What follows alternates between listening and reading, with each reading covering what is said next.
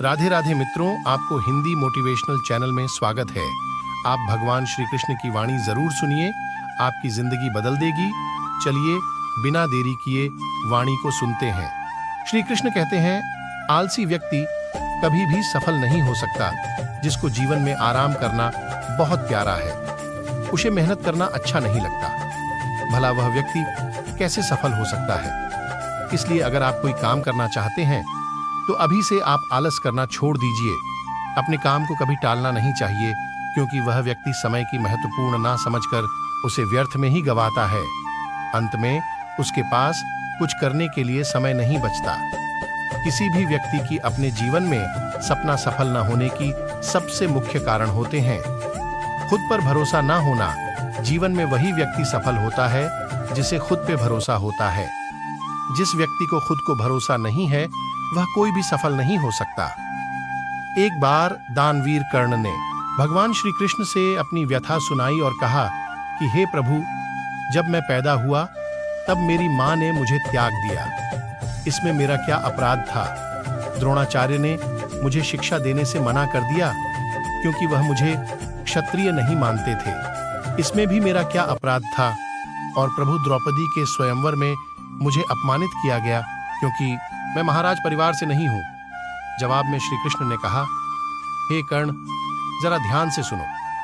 जब मेरा जन्म हुआ तब मैं कारागार में था और मैं जन्म लेते ही मेरा मृत्यु मेरी प्रतीक्षा कर रही थी। जिस रात मेरा जन्म हुआ था उसे रात मुझे अपने माँ बाप से अलग होना पड़ा, जहां पहुंचकर मुझे हर एक काम करना पड़ा जो एक गरीब परिवार में करना पड़ता है। गायों का गोबर हाथ से उठाता था। जब मैं चल नहीं सकता था तब मुझ पर प्राण घातक हमले किए गए। मुझे मारने की बार बार कोशिश की गई। ना मेरे पास बचपन में शिक्षा थी और ना ही महल था और ना ही कोई गुरुकुल था, ना ही कोई विशाल सेना थी। लेकिन तब भी मेरे कंस मामा मुझे अपने सबसे बड़े शत्रु मानते थे। मेरा भी जीवन कई चुनौतियों से गुजरा है। यह बात इतनी महत्वपूर्ण नहीं है कि आपके जीवन में कितनी बार अपमानित होना पड़ रहा है, पर यह महत्वपूर्ण है कि आप उस अपमान का जवाब कैसे दे रहे।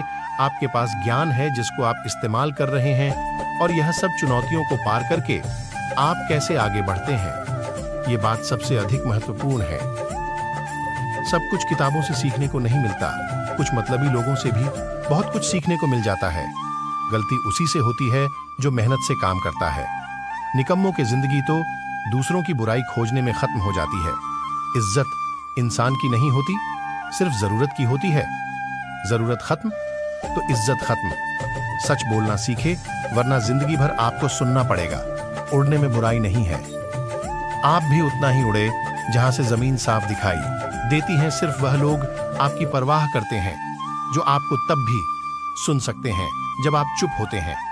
आप अपने शब्दों को चाहे कितनी भी समझदारी से बोलिए, लेकिन सुनने वाला अपने योग्यता, अपने मन के विचारों के अनुसार मतलब निकालता है।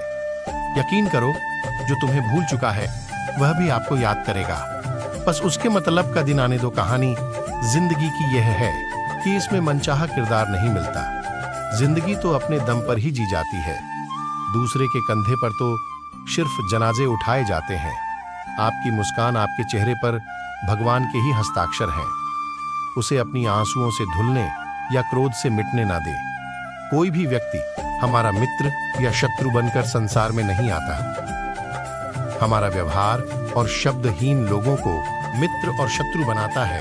जो व्यक्ति हर वक्त दुख का रोना रोता है, उसके द्वार पर खड़ा सुख भी बाहर से लौट जाता है। जिसके पास उम्मीद है वह जिंदगी का हर इम्तिहान पास कर लेता है। हर कोई अपना नहीं होता है, और यही सच है। एक समय की बात है, एक निर्धन व्यक्ति राजा के महल में माली का काम करता था। उसने राजमहल के बाग में कई प्रकार के फलों के पेड़ लगाए थे। जो फल पक जाते हैं वह तोड़कर राजा के सामने प्रस्तुत कर देता।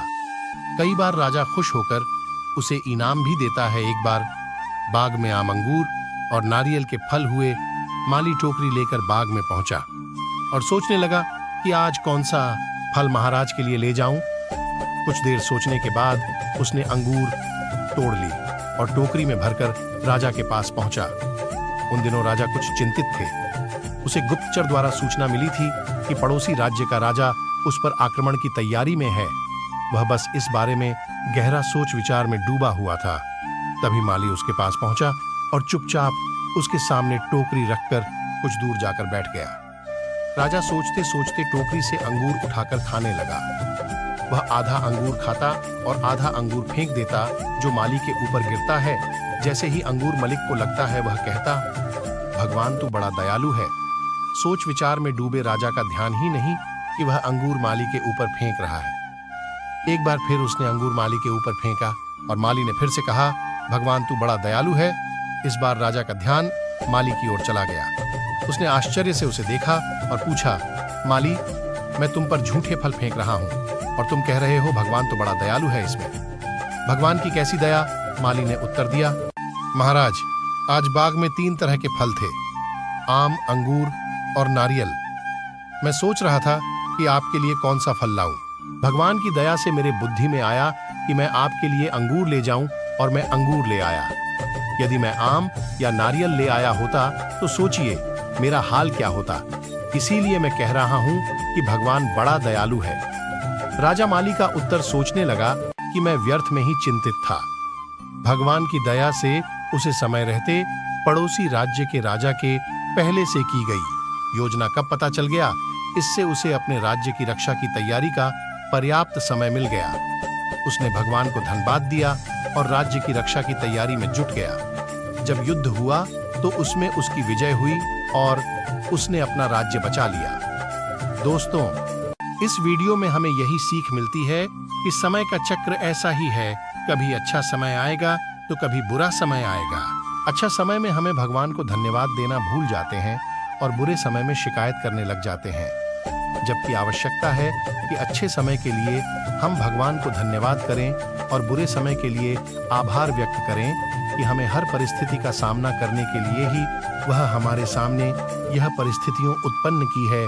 छोटी छोटी परेशानियों का सामना करके ही हम बड़ी मुसीबतों का सामना करने योग्य बन जाते हैं।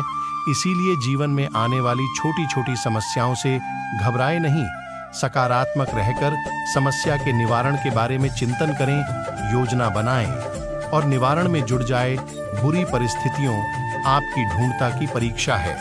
श्री कृष्ण कहते हैं कि एक इंसान को खोकर आगे तो बढ़ा जा सकता है, मगर उसके खालीपन को हजारों लोगों से भी नहीं भरा जा सकता है।